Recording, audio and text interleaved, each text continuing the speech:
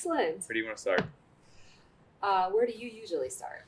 I usually start with the most embarrassing thing I know about the person. No, I'm kidding. No. I don't know. Where do you think we should start? You want to start with...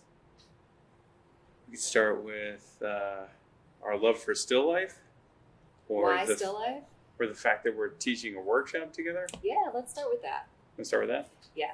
All right. How did we come together to do this? So you and I are currently halfway through teaching our third workshop together, which is totally awesome. It's been 3 years since the last time we got the band together, so it's super good to see you and be painting with you again. Mm-hmm. How did we first start doing this? So you and I met after you wrote The Art of Still Life, and I heard you get interviewed on Danny Grant's podcast. Danny. And it was a great interview. And I remember I was like taking a shower and listening to the podcast, and I thought, ooh, I got to get this book. So I got the book, read the book, and I remember you saying two things that I took objection to. Uh-oh. The first one was that walnut oil was bad. Oh, did I say that on the podcast or in the book? You said it in the book. Oh, okay. That walnut oil was not ideal, that linseed oil was the best. And I was like, and then you said that white was just a very, very, very high key yellow, which I'm not arguing or saying that that's not right. I had just never heard that before. Yeah. And I was like, wow, that's fascinating. So I reached out to you on Facebook, so we were Facebook friends, and I said, I want to read this book with my mentee group. Could I ask you a couple of questions before I do this book? We do a book club a couple times a year, and we were reading your book. We were going to read your book because I loved it. And you were like, well, why don't I just come and talk to your mentee group on Zoom? And I said, well, great. That's fantastic. So that's how you and I met. Oh, man, did you totally just be like, what's the deal with walnut oil? I did. Did I defend myself? No, you pretty much rolled over and agreed with me right away. Yeah, and I think you and I have had many conversations since that it's really against safflower oil rather than walnut, but I think I took down all oils. So Except linseed. Yeah, except for linseed. But the truth is, and you know it, linseed is the strongest paint film, the most yellowing, and the fastest drying. Walnut is right behind it, and it's totally fine. There's plenty of historical examples of artists using walnut oil, and it's held up. And even poppy. Least yellowing. You said linseed oil is the most yellowing. Yeah. Well, the least yellowing is poppy. Oh. Looks like water. Yeah, and safflower is the reason why artists move towards safflower, because they put it in mostly titanium white. Mm. So that if you're going to paint titanium white out of a tube, almost all whites are going to yellow, which is also, I think, a function of the second question that you had asked. You had said, why is it a high key yellow? Yeah. I think what it is it's almost pure white. It's interesting because these conversations are very multifaceted. There's titanium white when it's mixed with something. Most people think it's blue because it shifts things towards violet or bluish. Mm-hmm. But that doesn't mean it is. That's just what's happening when you mix it. And then the other thing is that under a spectrophotometer, if you were to measure, I think, titanium white with nothing in it, it would be white. If you measure titanium white with linseed oil, it's yellow, which goes right to the first thing, is that linseed oil is yellow. So when it's measured, of course it's going to come up as yellow. Mm. It's total dorking. Sorry. It makes sense, though. No, it completely answers the question. But when I read that, I remember going, I used walnut oil. I love both of your books. Oh, thank you. Yes. Oh, I do like walnut oil. It's got a silky texture. And you use M-gram paints, which I've used, and I think they're fantastic. So do you want to talk about that?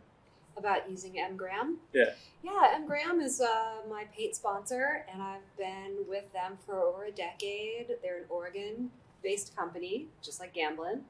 And I really, really love their paint. I think it's got, for the price, the best quality on the market, and the consistency, for me, just can't be beaten. Because oil paint runs the gamut from mayonnaise to, toothpaste. And I like mayonnaise. I like it to be nice and soft. Yeah. Well, Ralph Mayer in what is it? The Artist's Handbook said. I mean, it's weird to say that it should be one consistency because the rheology of paint can be all over the place. But he says that it should be buttery. But I wouldn't always want all my paints buttery. I like to shift them. The Impressionists took paint and they put it on cardboard to make it more less oily, so it would drag. You can see the marks. So, yeah. So you can tinker with it anyway. I think it's as long as you're using a good brand. I don't want to name bad brands, but no, we won't name bad brands. I think there are brands that work well for certain artists, not for other artists. It's all about your temperament, what kind of brushes you like to use. So artists who like to use hog bristle brushes probably really like stiffer, more toothpastey paint. I like to use synthetic brushes. Not super soft. I like a little spring, but I like synthetic brushes. I like the market makes, and so I like a little bit of softer paint. Mm-hmm. All right, so let's shift focuses because you wrote a book too. Mm-hmm. We could dork out on art supplies. You know, I could do that. We could dork out on art supplies all night. Yeah, I don't think you want me to talk about that. So I wrote The Art of Still Life. We started teaching together. I think the last time we got together, you started writing the book, right, in Salt Lake? Yeah, that sounds right. My book came out in November 2022, right after the Oil Painter's Color Handbook came out, I think. Yeah, we were about the same time. We were writing your second book, my first book at the same time. COVID baby books. Yeah, for sure. Book babies. And how did that come out? Like, your story is different from mine. Right. So I was approached by a couple of different publishers and I passed on their ideas. The first publisher that approached me wanted me to write a really accessible introductory book for people who'd never oil painted before. And I thought maybe I'm not like the perfect person to do this. Yes, I do love to teach beginners. In fact, I like to have painters of all levels in all my workshops. Mm-hmm. I absolutely love that. But that book wasn't a good fit. And then another publisher came along and I wasn't in a place to do it. And then it's like Goldilocks almost. When the third publisher came along, it was just right. And it was 2020. So I had nothing better to do. And I'm really proud of my book. I think my publisher did a fantastic job. My book's called Dynamic Still Life for Artists. And they made me look really good. The graphic design is amazing. I think the quality is fantastic, and I couldn't be more proud of it. And you're thinking about another one? Absolutely. I would love to write another one. Can you talk about it? Well, I don't have to. I don't have a deal yet, but I would love to write another book called Loose Realism, which is what I call my painting style. My goal is always to loosen up and paint more freshly, energetically, and I think that's why a lot of people choose to study with me is because they also are overworkers, which I'm a recovered overworker, and they want some help to loosen up and break out of that mold. So over time, people started to ask me what my style was called, and I had no name for it, and I got tired of saying, so I just made it up, Loose Realism, and that's what I want my second book to be called. How different would it be from the first? Well, it would be a lot more about how to loosen up and stop sooner, so it would be exercises about that. Mainly derived from my workshop oil painting boot camp, where we paint with 3 colors and white, and we do all kinds of exercises like painting with a way bigger brush than you want to, like setting a timer and forcing yourself to stop painting after 20 minutes or 30 minutes or whatever, like limiting the amount of brush strokes you're allowed in a painting of one single object. Mm-hmm. These are examples of exercises I do with students to shake up their tendency to overwork. Yeah, how come you wouldn't call it boot camp? Like book? Paint boot camp, yeah. Boot camp, the title of the workshop, Oil Painting Boot Camp, came from a really evil exercise class that I once took called boot camp. It was really, really evil. But over time, I started to feel like it had too many military connotations, and it has nothing at all to do with that. We don't drop and give me 20. We mix paint and then give me 20-minute painting.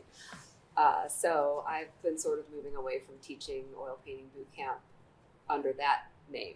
You should do it. First time I heard you say you were going to do Twisted 20s, I was like, what kind of calisthenics is that?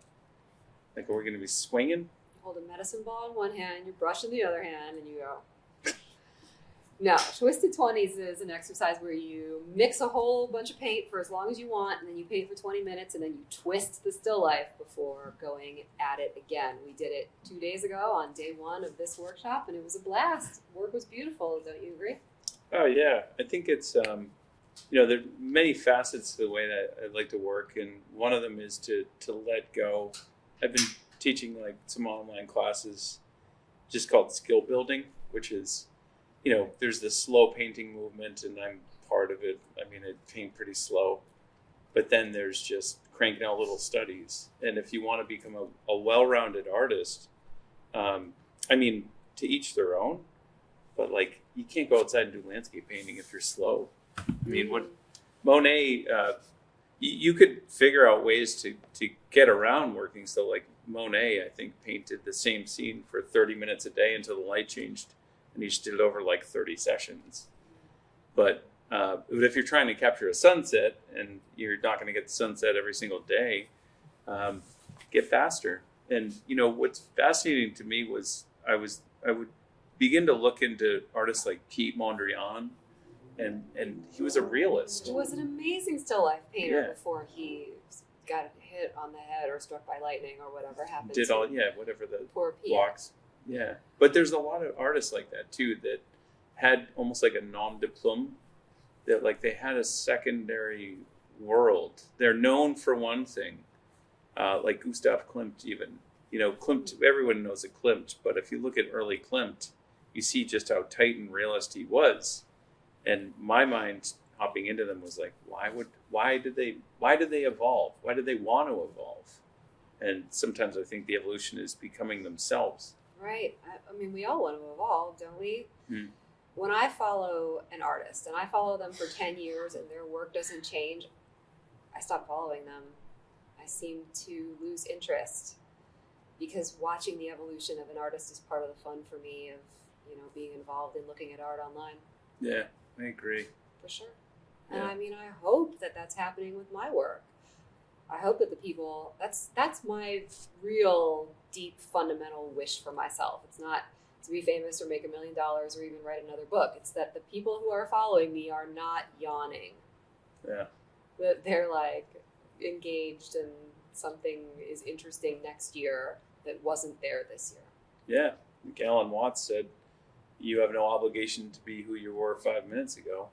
And if your tastes and things that you're interested in keep changing, then why would I get it asked all the time from my gallery, one of them, why I don't want to paint some of that old stuff, or even students that love my earlier work. And I'm like, I don't know. I don't even know if I could do it anymore. And Bob Dylan actually said that about his early writing. He's like, the guy who wrote those, and he says the names of the lyrics, he's like, I don't know who that guy is. I couldn't do it now. So what's an example of some of your early work that people want you to redux? It's just the tighter Water Street work, or out of Water Street when I was trying to figure out who I was or how to paint. And I don't even know if that really was me, but it was interesting. And I look back at it and I'm like, that was an interesting version of me, but I don't think I would want to do it anymore. I don't think I can do it anymore. I think I could, but I don't particularly have an interest. I keep slowly moving towards another goal. And that's just the more layering of talking to people and seeing work that inspires me, or broadening my perspective, or looking at abstract expressionism or something and bringing out in some facet that's different, Mm-hmm. So I don't know. I see you doing that. Yeah. I mean, we've taught together over 4 years now? 3, Mhm. This is the third time. Yeah. And I can't imagine me I even look at my old demo here and I'm like, oh God, take it off. I'm not that anymore. But it's fine. And somebody will find some value in it. But Absolutely. feel the same way? About my old work? Yeah, some of it I can mine for the new stuff. Some of it is actually really resonant with me today, but it's the stuff that didn't really feel like me back then. Yeah. It was like the wacky stuff back then I look at now and I'm like, yeah, that looseness, that wonkiness, where I may have been just being sort of unsuccessful at the time in my mind, looks very appealing to me today. So I look back at my old work all the time to get ideas for new paintings or subjects I want to revisit. Yeah, I feel the same way. Like somehow I left a note to myself, and sometimes it's even that thing that felt awkward that I continue to look back at that resonates. Sometimes it's conscious, but then sometimes it's unconscious. And then you're just like, I don't know why I have a desire to do this thing, but I do. And then you realize you saw somebody else's work or your own work, and we're continually putting things in a blender and pushing them back out. But yeah, I definitely feel that. And that's why when I look at my older work, I'm like, I don't know, is that interesting? Mm-hmm. I really, I've gotten 1 or 2 commissions where people have just asked me to recreate a painting that I did, 8 years ago or something. And it depends on the painting. Sometimes I'll say yes and sometimes I'll say no, but I almost always regret it when I say yes. It's not fun copying your own old work. I agree. Mm-hmm. When people ask me, I actually did that a couple times, especially with the cocktails. Yeah. I'm the Thomas Kincaid of cocktail painting, so. But you're not that much of an asshole. But like Bloody Marys, there's like a list of them that I've done like 8 times, and I'm like, I don't know how many different versions of this painting I can do to keep it interesting, or it's not just for money. And I'm like, I'd prefer not to get the money and just follow some other interest. So, but then some things you paint, you just know, like you did this steak painting. It's like, that'd be a hard sell. Would you do that again? You should do an update. Yeah, talking about mining your old work for new inspiration. He's talking about a painting that I did in art school 25 years ago, and it's really goofy. It's got like a steak and some cigarettes and some pills and a beer, and it's gross. But yeah, no, that one I would definitely consider recreating, but I'd do it. You should do it 2025 style. Yeah, I should do it. I absolutely should. There's some sweet paintings of meat, that are just like, I don't think there's even a market for it, but I would still do it. Like the fish paintings, we were talking about those yesterday. I think there's a big market for fish paintings. Think so? Yes, but here's the thing. The fish market? Right. I never paint to the market, and I don't think you do either, except maybe with that's why you call yourself Thomas Kincaid, because he was such a sellout with the cocktail paintings. I'm not calling you a sellout. No, it's okay. I get where the joke comes from. But you can't paint at the market, because if you try, it doesn't work. Like, it just will not sell. Yeah. Whenever I have the thought in my little monkey brain, if I paint X, it will sell, I know that's a huge red flag. Like, alarm bells start going off. In the past, when I've had that thought, it's always been a disaster. So I'll give you a really good example. I love to paint Christmas ornaments. You ever painted a Christmas ornament? I just did 2 Christmas cocktails. You've painted a Christmas ornament. Oh, yeah. It's very similar to like the red balls that you'll paint for your color theory online. Yeah. And you did beautiful Christmas ornaments. And I love painting Christmas ornaments when I'm in the mood. And I'm generally in the mood once or twice a year. And if I'm not, I don't do it. But they always sell.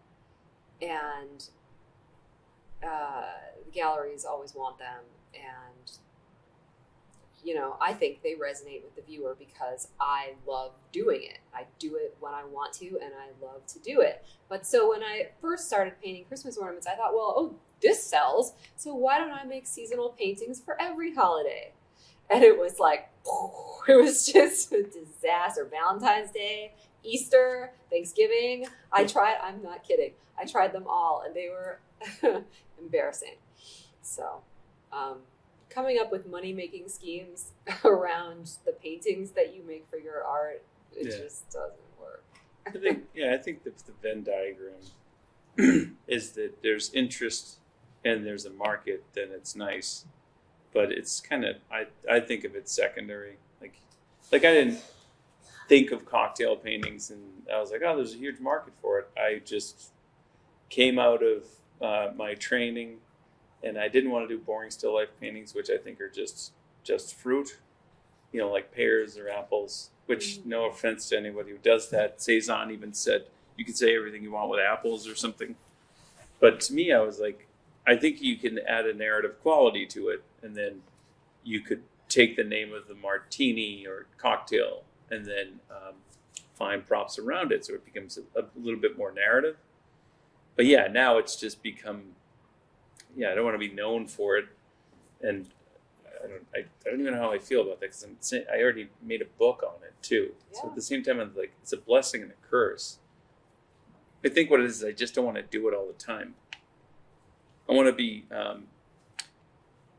whenever I'm inspired, I want to like go down that road. Sometimes it's just being in somebody else's house and you see a prop, and wherever it is, not to do versions of other people's paintings, but like things that inspire you to paint them. I want to play with them. And we're sitting right here next to a still life that you concocted for your demo for the workshop. Well, the funny thing about the flowers too is that I go to the grocery store, and the first thing they do is push you into the flower shop. It's right there. Yeah. And I just bought them. I was like, I don't know. I haven't painted flowers. I painted a flower on the cover of the Oil Painter's Color Handbook. Then I thought, how well do I know them? Is it a one-off? Can I do it often? Can I do it all the time? And I used to garden all the time, so there was a kind of an overlap between another opening of trying things out, and maybe also, I don't know, maybe they could sell, or particularly.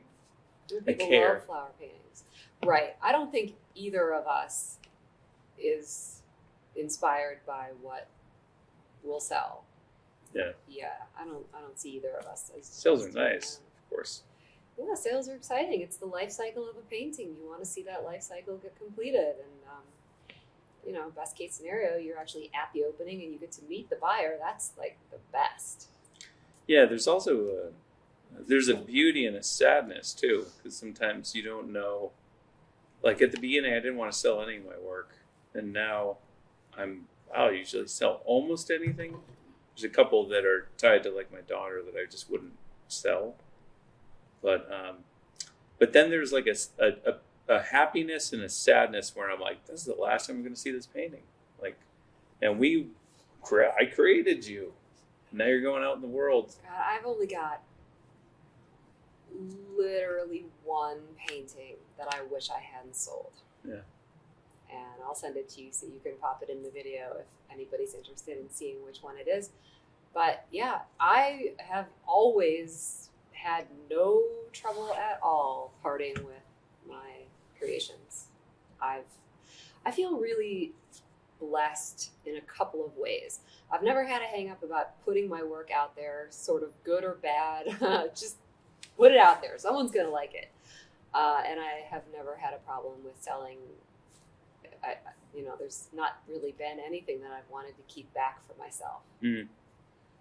For me, it was just a studio painting, because we sold our house, and it was just tied to... Oh, a painting of your studio. Yeah, and that's carrying nice. Scarlett around and everything. And that's really nice. Yeah, but yeah, I actually got offered to buy it was an interior of my old studio, and I got offered to buy it like 3 times, and I was like, no, and it won a gold medal and something, so I was like, I think I'm going to hold on to this one. This is a little painting, but it also reminds me, because it's a note to myself to do more of them, from the heart. I mean, I try to do everything from the heart, but like interiors, and get out of the still life world. I don't like it, but I never set out to be a still life painter, but I love it. But at the same time, I just want to do whatever the heck I want to do. Mm-hmm. That's truly what I think. I love interiors too. I don't do enough of them, but I really do love them. I think interiors are the still lifes. How should I put this? So you got plein air landscape, and then you've got interiors, and interiors like plein air for still life painters. Yeah, like as a space. long as I'm not in my studio and if there's window light involved, that's plein air enough for me. You paint under incandescent light though, right? Yeah. And your preference is warm? Yeah. Yeah. Warm to light the room, warm to light the still life. But I'm going more like neutral to light the room now. My new studio has gray walls, so I don't have to compensate for the wall color with the lighting. So yeah, neutral room light, warm light on my subject. So I'm sure you hear this too, like, and I'm sure you get asked, what do you paint under natural light? Do you have skylight? No. Yeah, and I don't either. And I always say, I guess I just didn't get the memo, or I couldn't afford to. What's your take on it? On what? On natural light? Yeah. Yeah. I'm actually a vampire. Yeah, I'm not into it. I just built a studio over the past year and a half attached to my house, and it's on the south side of the house. There's literally no north access at all in the studio. It's stuck on the south side of the house. So that was out of the question, and we didn't put skylights in because I would have just wanted to cover them up with shades anyway, and that would have been expensive. I've got room darkening cellular blinds on every single window, and I paint in the cave. Yeah, same here. Mm-hmm. Yeah, and I always say I didn't want to spend like 10 or 20 grand just to blow a hole in my roof to be able to get north light to then cover it and then and you paint tell in everyone. Your attic? Yeah, it's freaking hot up there. Oh man. Yeah, but it's cool. Paints dry fast, and yeah, I actually like being at home, just so I can hear what's going on in the house. Me too. I had a studio outside of my house for the first time in my entire life while this studio was getting constructed, and I hated it. Yeah. I'm glad I had the experience because I've always been curious what it was like to have a studio outside your home. But I like to just be able to have the coffee and the PJs and walk into the studio and in the slippers and not have to get in the car and go anywhere. Yeah, same here. Low barrier to entry. Anything that could cause me resistance will. So I need to just slide right into that painting practice. And, that's another thing that these warm-up exercises and these loosening up exercises are really good for is helping you get over resistance, if you're having trouble starting to paint, which I think a lot of us struggle with. Mm-hmm. These exercises can be a great way to get started. You can do anything for 20 minutes, right? Right. So what time of day do you usually paint? Do you have a favorite time? Well, I'm not a night painter, and I'm definitely a morning person. So as long as it's not after dinner, I'll paint anytime. How long do you paint for? Well, anywhere from 2 to about 5 hours. Yeah. 2 hours is probably the minimum. Yeah. I mean, I'll go in the studio and mess around, work on setting up still lifes. If I only have an hour in between things and I want to get in there and do some work, it's like you were saying earlier, go in and tone a canvas, he was telling the class. And absolutely, you can work on getting your surfaces ready. I don't stretch my own canvases or gesso my own surfaces too often, but I will go in and work on still life setup, putting objects together, maybe testing out some different color combinations. So I'll get some different colors of paper and put them together with some different objects and just let them sit. So I end up with these piles around my studio, and I'm testing out these color and texture combinations. So that's, when I don't have a big chunk of time to go into the studio, that's what I'll do. I'll go in and work on things like that. Totally. Yeah. I get asked all the time, which I'm sure you get asked too, how many paintings do you have going on at once? And I'm like, a lot. Really? I mean, I always have some idea in my head or a sketch or inspiration on the wall, but I have 5 stations that are just, some are for small ones. A couple of them are ones that I'm just sitting with for like even a month. 5 stations. Yeah. Huh. So I have 2 stations. A tabletop height that can have boxes stacked up on it for a higher vantage point, and the low vantage point station. Yeah. Which I can move around anywhere.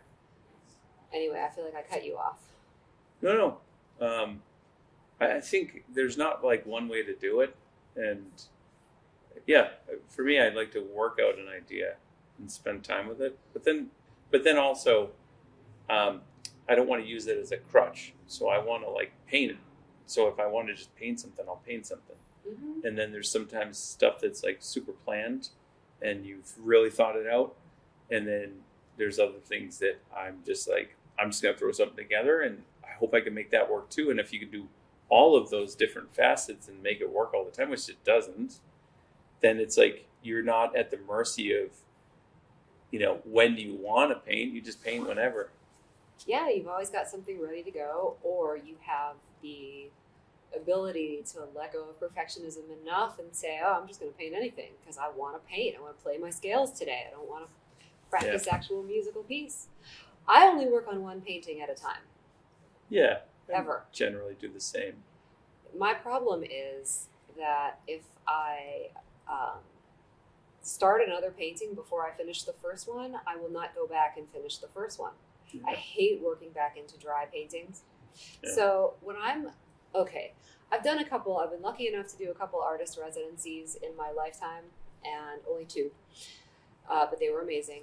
And when you've got literally nothing to do but paint for a month, but then you're painting 8 or 10 hours a day, then I'll work on more than one painting at once because I can have them wet and go back and forth and work on them and finish them both while they're still wet. But if the first one dries while I'm working on the second one, the first one's not getting finished. Yeah. Yeah. So you prefer more of a wet into wet? Yes, I'm definitely an alla prima girl. Yeah. But you also do it over multiple sessions, so it's... Yeah, sometimes. When I work larger, I work over multiple sessions. Yeah. But usually, I don't work huge. If I'm working over like 20 inches on a side, that's huge for me. Yeah. I'm just not a grand scale painter yet, although that is one of my life goals, is to size up my comfort zone. But to work on a painting that's like 20 inches or more on a side, I wouldn't work on it for more than 2 or maybe 3 consecutive days. Yeah. But like 2 days, 2 painting sessions, I could bang that out. Yeah. And what's your average size? My average size is probably 10 by 10. Yeah. It's a good scale. I paint 10 by 10 all the time. 10 by 10, 9 by 12, very common. And I like the Fibonacci ratio canvases also. So that's like 8 by 13, 7 by 11, 10 by 16, something like that. I don't know. Yeah. Well, the other thing about painting big, which I've done a bunch, are just the price tag, because you spend way more time on them. And then do you do yours by like the inch, like square inch? Roughly. Yeah, because then it falls apart when you get too big. Right. Yeah. But yeah, I mean, I think of it all as like I do a lot more small work or smallish, even though that's relative to whoever the heck you talk about is what they call small. Some people think 11 by 14 or 1824 is small. Yeah. But yeah, then there's the material cost to do big stuff. So True. But you and I are lucky to have generous paint sponsors, aren't we? yeah, I don't have one really for linen. I have one for Trucal and then for paint. But yeah. So what's your goal for the big one? I'm curious now. For working larger? Yeah, what is it? Do you have a size? No, I don't have a particular size picked out. The truth is, I don't want to wrangle 4-foot canvases around the world. I don't want to be shipping them. I don't want to be moving them around my house or my studio. And I certainly don't want to be stretching them myself. And I don't think I want to be paying for them. So I'd be really happy if I could just be comfortable waking up and busting out an 18 by 24 painting on a weekend. You could do it. I absolutely can. I just don't. Yeah, you will. I'm like, it's Saturday. I'm going to just paint a 10 by 10 and then I'm going to paint a different painting tomorrow.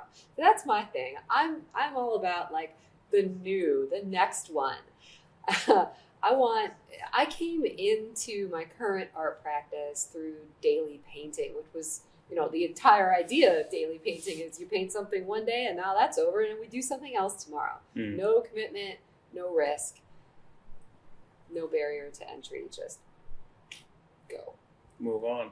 And I love that. So let's talk about your story, because you gave it to the students, and I love it. You basically said that you graduated MICA, and then you didn't do anything for like 4 or 6 years? Like 6 or 7. 6 or 7. Really depressing. Yeah. I did. So I went to MICA, Maryland Institute College of Art, and I was an illustration major, like you were an illustration major when you first started going to school. And I graduated art school with a lot of ideas that weren't real helpful in terms of me running out and starting an art career in galleries. Because back then, 25 years ago, the traditional gallery system was it. And I was really freaked out by that. I didn't really know how to get started, how to approach a gallery. I didn't have a body of work to approach a gallery with anyway. And I kept doing things that would really get in my own way. So I would, speaking of big canvases, I would stretch a big canvas, hand stretch. I'd put 4 coats of gesso on it. I would sand it. You're laughing. And it would be so nice. And then I'd be afraid to paint on it. I'd get stage fright. And that was just one of several things that I did to get in my own way. And so after art school, I would periodically try to paint. I wanted to paint. I missed painting. I was really sad that I wasn't painting. And, that's a story that I hear from a lot of my students nowadays. When I'm teaching, I'm out there teaching workshops, I'm hearing from my students, oh, well, I was an art major in college, but then I was pushed into a lucrative career. Or I really wanted to paint, but my sister was the artist. Or I went to art school, but then I had a family and I stopped for 25 years. I understand what it feels like to spend years wanting to paint, trying to get an art practice going and not being able to do it. And I completely can relate to that. Mm-hmm. And helping people overcome that through the workshops that I teach and the book that I wrote, hopefully, and the online classes that I teach, the online videos that I have for sale. Any help that I can give to a person in that position, that is my mission in life. Yeah, I love that too. I love the daily painter idea, because I think you nailed it too in saying that a lot of us get in our own head and there's a reason not to, and then you realize there's a lot of time wasted. These days I'm just like, it's just paint, and if it sucks, get a good fire pit and throw it in there, or get a fireplace. I know, the art purging party, the yearly art purging party is so freeing. Do you do that? Yeah, I don't even know what I do with my stuff. I don't know. You brought a bunch of sort of studio seconds with you here to the workshop. Yeah, and it's interesting because there's dead birds and all weird stuff, and I'm like, yeah, that's me. It's just curiosity of finding a dead bird and painting it. But yeah, I think in all that too, there's the catering of what we show and of what I show at galleries and stuff like that. But then there's just curiosity of taking in, that's my daily painting kind of stuff over there, of just taking it for a test spin. And if I'm going to come up with a killer idea, why don't I just play with it first and then let the study sit there and then think about it, and maybe it'll turn itself into a good painting. Maybe it's on its way to one.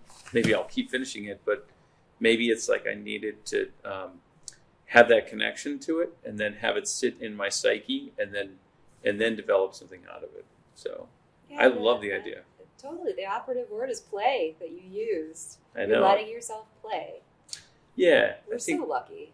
I think sometimes it's articulation and perfection gets in the way of creating. But I don't think that's the top of the totem pole for me. Is expression and play, but having the language to do it, and having understood it. I mean, we're coming in here, and you and I graduated the same year, so we've had the same time of painting after. And I'm just giving you a glimpse. I was in your position. I get it. I didn't do stuff for years, but also just let go at the same time. Be serious, play, do all those things, right? Absolutely. Yeah, because if you're too serious, you just take it too serious. I don't know. I tell jokes all the time. It's half the time I when we're teaching the workshops. I feel like it's stand-up comedy, but it's fun and it makes it interesting. And I think painting should be the same way. Well, my father always says that about being a good teacher is half of being a good teacher is being an entertainer. Yeah, absolutely. And you're definitely good at that. Oh, thanks. You are too. Thank you. I definitely think that we're performing, especially when you're doing demonstrations in front of people. And Michael Aviano used to call it the performance, you know? Teaching. Yeah. Or painting. Painting in front of someone. Painting in front of someone. Yeah. That's interesting that he would think of it. Because, I think of like musicians, they go off in a room somewhere by themselves and they practice, and we do that too. But then they go out and they just get one shot, this performance, it's this ephemeral thing. And we have this painting that we can work on and perfect for as long as we want. We can even take it back and work on it more after we show it if we want to, It's like never over. Never has to be over. It's not ephemeral, it's forever. Do you ever have any paintings that you're embarrassed that you did? Yeah, Are you same kidding here. me? Same here. Are you kidding me? All the like weird angsty self-portraits of my teen years, but are you talking about like my current work? Do I have paintings that I'm embarrassed about? I've had some epic fails. I have a deep belief, and I have to believe this or I'd never be able to teach another workshop, that in order to be a good demo, a painting doesn't have to be a good painting. It can be a really effective demo, get the point across, get the message into the student's head in a way that they totally understand. That's a successful demo. It doesn't necessarily have to be the world's greatest painting. And that's freedom to me. That's the freedom to be able to paint in front of other people without fear. And enjoy it. Yeah. And I do. Yeah, I agree. I demo a lot at Lyme, and it's helped me. I think because there's a time limit, and then I've been able to just stop in the middle and kind of outside perspective look at my own work the way I would look at somebody else's and be like, oh, that's interesting. I'm glad you stopped. It's a note to yourself now that like maybe there's room to grow, or maybe you don't always have to finish it so much. I think linear sequential type A people make sense why they do like hyper or photorealism, because it's done when you've done all the things that you need to do. But when you have to cater it and figure out when you are done is hard. If you're expressing the thing, when do you stop? Because you're not telling the same story. It's not like you're reading a book. You're like, tell me the synopsis of the story then. And that's individual. What's essential and what can be let go? Yeah. I never have had that thought about photorealism before, that it must be easier for them because they know when they're done. Mm-hmm. That's a fascinating thought. Yeah, just think about it. If it looks like the photo, then you're done, right? And if but the things that you're teaching are like paint with a big brush, and it's like you can't do photorealism with a big brush. So I think it leans on the painterly side of it, which is where I'm at too. And there's even parts of it that like I wish I was even looser than I already am, which I don't even think I'm loose. But then I'm like, it's just a goal, and I'll slowly get there over time. You absolutely will. Yeah. And I'll get looser too, and we'll both write more books, and life will be good. And then some of our students will say, why don't you go back to that early stage when your work was better? Or maybe we won't be teaching anymore. Yeah. No one will sign up anymore. So you're doing other things too. You were doing landscape for a while. You're doing the portrait. You do the Zorn talent. So 10 years ago, I was probably 60-40 still life portrait figure. I was probably a full 40% portrait and figure in my painting practice. And I was selling those paintings online through Etsy, through eBay, through Instagram. And people would ask me, what do you do with all these portraits that you're painting? You really selling those? And I was like, well, if you had the chance to buy a portrait by Van Gogh, not that I'm comparing myself to Van Gogh or anything, but wouldn't you buy it? Like, a good painting is a good painting, even if you don't know who the subject is. So I was successful at that, but galleries didn't want that stuff. Yeah. And as I started to get into more galleries, and as I started to do more workshop teaching, I didn't have time to do as much work from the model anymore, which was really sad. I still do teach portrait. I teach portrait with the Zorn palette, which I'm really into. I'm very into the 3-color and white thing. Doesn't matter if it's Zorn or random colors or what. But yeah, I also teach portrait, and I have painted some landscape. I don't really prefer to paint landscape now. I'll do a still life. I'd rather paint still life outside than that should be our workshop. landscape. Let's do a workshop. I've done it. Let's do one together. That would be great. Yeah, let's do it. I'd love that. Yeah, because there's so much more color outside and shadows and stuff like that than inside. Even though you put a lot of color in your shadows and you do chromatic aberrations and fun things, which always remind me to put them in mine. Yeah, I call it pushing your color seeing or taking risks with color. Yeah. And I think you use those words too, taking risks with color. Committing crimes with color is what you now say. your values commit crimes with color. Yeah. Yeah, I mean, I don't know. Do we just have to paint things the way that they look, which is definitely a nice skill set to have. And I'm not trying to be pejorative by saying it, but I don't know. And then there's colorists. There's all these different facets, I feel like. Like somebody had asked somebody, like, do you listen to any new music? And the person, I think it was the Beastie Boys, one of the guys from the Beastie Boys, like, no, there's too much old good stuff I just can't get through. And like, I don't have time for the new stuff. And I feel like that's just too many good painters out there to be inspired by, to then shift my work and then study from them, you know? The colors. I could never go past like 1925 and be perfectly happy with my art looking. Yeah. Do you consider yourself a colorist or a tonalist? I have no idea what the heck I am. I don't think of the names. I don't know if I care. I wish I could be a colorist. I wish I could be like an impressionist. But tonalist, I don't know. You know, tonalist, I always think of like, not Turner. God, what's the guy's name that's in the book? I don't know. The landscape painters that are like nocturnes, like Whistler, you know, or Atkinson Grimshaw is another one.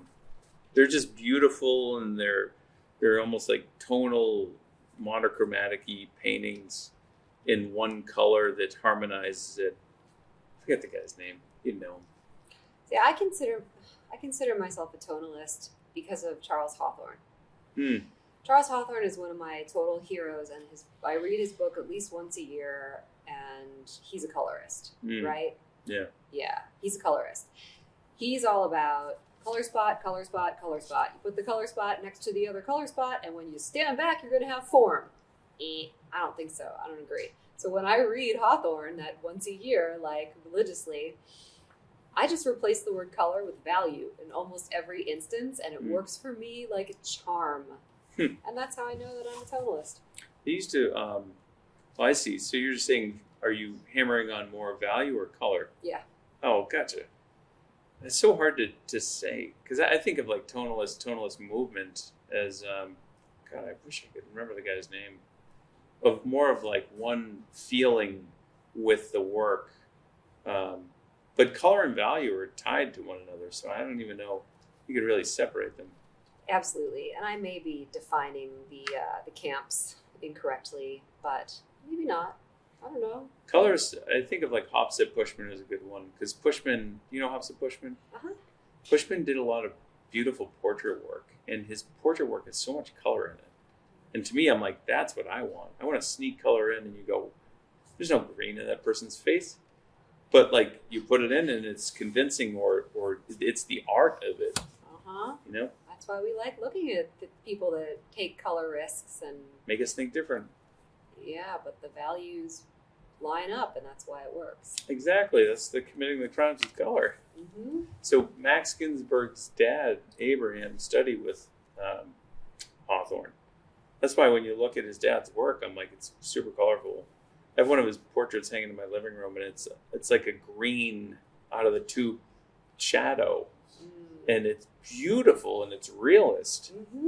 And it makes me think different every single day when I look at that thing. And I'm like, I'm going to go take a risk Absolutely. That's amazing. You know, one of my mentees last week I was talking to, and she busted out this beautiful painting, and the cast shadow was green for no reason at all. And it was like amazing. And we both sat there and just sort of scratched our heads and went, we don't know why the shadow is green, but we both really like this. And it was a beautiful little moment. Yeah, it was green because that's probably what the person wanted the audience to see, or they were just playing.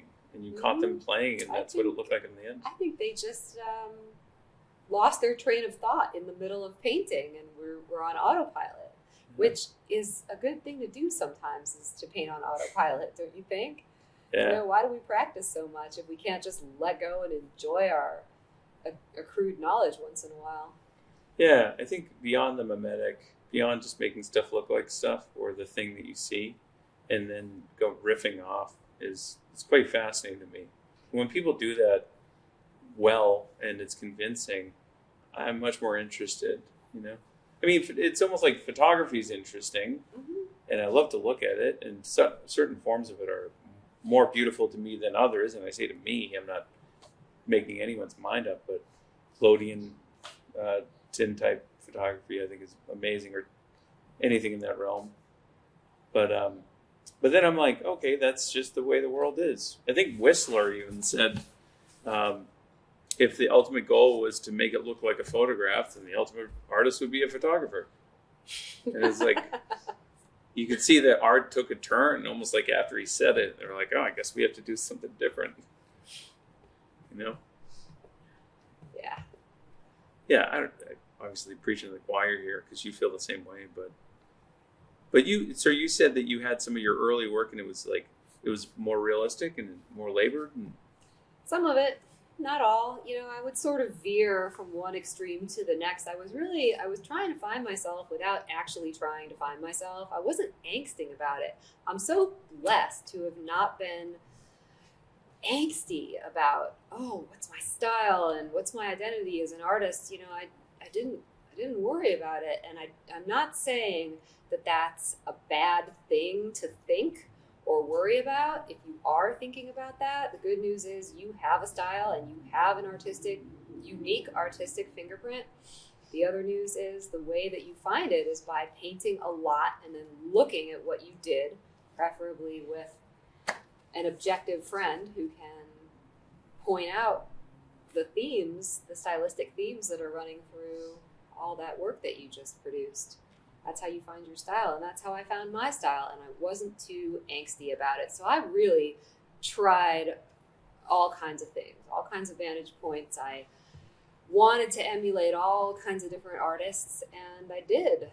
If I saw somebody doing something and it looked like fun, I tried it. And that's why today I really love like my Patreon community, for example, where I put out a lot of still life photos that I take. I don't work from photos myself, but I take a lot of photos of the still lifes that I set up, and I share those on Patreon, and people paint from those, post them online, and it is wonderful for me to see because, like I was saying earlier, it just goes toward my whole mission of like helping people find their own artistic voice, access their own creativity.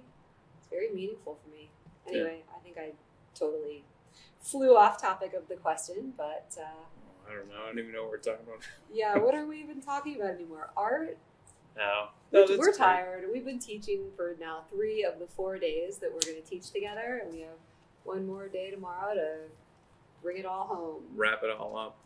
Absolutely. Todd's going to wrap up this beautiful demo, and I'm going to paint some ribbon too, and we're going to give the students a lovely final critique. I love doing critiques. How do you feel about doing critiques? I don't mind them. Depends on when you do them. Like when I taught at Mass Art, we used to have epic critiques. We were a 5-hour class, 3 hours were like critique. It's insane. Yeah. But we did them first, and then we painted second. Mm-hmm. And because if you do it in the reverse order in a college, and you paint first, nobody's going to be with you at the end. Ours are short. We keep them like 30 minutes, which is fantastic. Mm-hmm. And people like it. They like to hear of it, because you can usually see on the wall, there's like a histogram where you got to like look and see how the evolution, even in a short term, of what they're getting. and Yeah. they're able to see it. And it's wonderful to kind of see growth. I think that's one of the reasons why you teach it, right? You can see in a short amount of time you can turn somebody around and give them the skill set. Absolutely. Yeah, and people learn more from the critiques of other people's work than they do from the critique of their own work, because we've been going around and talking to them about their piece throughout the day, but they haven't heard what we've been saying to everybody else. Yeah. So during the critique, they get the opportunity to hear that, and it's a really important part of my teaching. Plus, I get to play with the laser pointer cat toy, and you just can't beat that. All right, so maybe we should wrap up. Anything else you want to add to it? I mean, we're wrapping up the workshop. Yeah, we're wrapping up another successful workshop, Todd and Sarah. Maybe in closing, we could say that if you would like Todd and Sarah to teach a workshop at your school, reach out and get in touch with us. We are available. The traveling duo. The dynamic duo. Yeah, that's right, because you own Dynamic Still Life for artists. What do I call mine then? I'm not so dynamic. The Artful Duo. There we go, the Artful Duo. We should get t-shirts. Yeah, well, hopefully we'll do more, and we had intent to do more of it, and it's a good I wouldn't even say contrast. I think balance of going fast and going slow and what that means. And I think everyone should go fast all the time and see what it's like, and then go slow, learn how to go slow, which takes a lot of patience, and then find out where you make your best work. And then between those two poles, get in the studio every day, even if it's just doing a panel, as we were talking about, like studio habits and anything like that. Whatever it is you need to do, set yourself up for tomorrow. Scrape a palette down. You'll feel like you've accomplished something. But I mean, a lot of the time, I feel like as a teacher, I'm like, let's just get you to the gym every day. Like, you can walk on the treadmill on level 1, and then once we get past that, then we can get into exercises, or what do you want to do, and we bump it up to treadmill 10. But yeah, that's a really good metaphor. But I, in my workshops, do tend to throw people onto the treadmill at level 10 in day 1. Yeah. Just to sort of shock them out of their bad habits, maybe. But when you and I teach together, our workshop is not called the Dynamic Duo. It is called Two Approaches to the Contemporary Still Life, because that's what we have. Like, we both are contemporary still life painters. We're both really interested in painting from life, alla prima, but we approach it in a slightly different way. I'm a little bit more quick and dirty, and you are a little bit more methodical. I think that's a fair characterization. I take no offense to anything. We've both got a method, a technique, not a technique, but a process is the word I'm hunting for, that can be passed along in a capsule. It's like not rocket science, but it's a definite process. And I think that we have that in common, and that's a huge thread that unites us as team teachers for our workshop. Absolutely. Yeah. Yeah. There's nothing wrong with that. I'm super impressed with the student work. It's great. Yeah. It's always fun. And we've done it throughout the whole country now, I think. We should be doing one in the East. I'm surprised we haven't yet. Aren't we in the East? I don't know where we're at. Where are we? In the South. Chattanooga. We're in Chattanooga, Tennessee right now at Townsend Atelier. We're in the South, but it's the East. Southeast. I live in Oregon. Everything's the East to me. We got to do the Northeast, but we did Whitby, and that was like an airplane to a bus to a boat. Yeah, to a boat. It must have been a pedicab on the other side, or a rickshaw. Trip for you, and you want to go back. I would do it. I would do anything. I don't do a lot of workshops. You do a lot of workshops, which, by the way, we should talk about that. But I do a lot of workshops. Yeah, I do.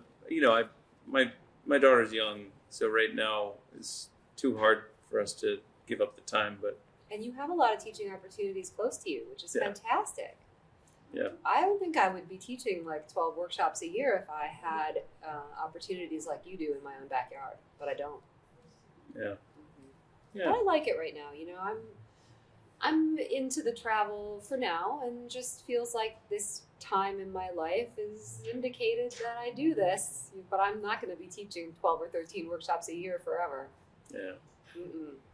Anyway, you can find information on all my upcoming workshops on my website, sarahsedwick.com, and a whole lot more information about mentorship. And you can check out my Instagram. I'm Sedwick Studio on Instagram if you want to go all the way back to the beginning and see some of my daily paintings from 15 years ago. Certainly have that option. Cool. Anything else you want to add? Oh, thanks for letting me shamelessly plug myself, Todd. Yeah, we've been talking about this one for years. We were supposed to do it in Salt Lake, and I don't know, we probably just both got tired, but we plugged through and did it this time. So grateful to have you on. Thanks for coming on. Thank you very much. Thank you, my friend.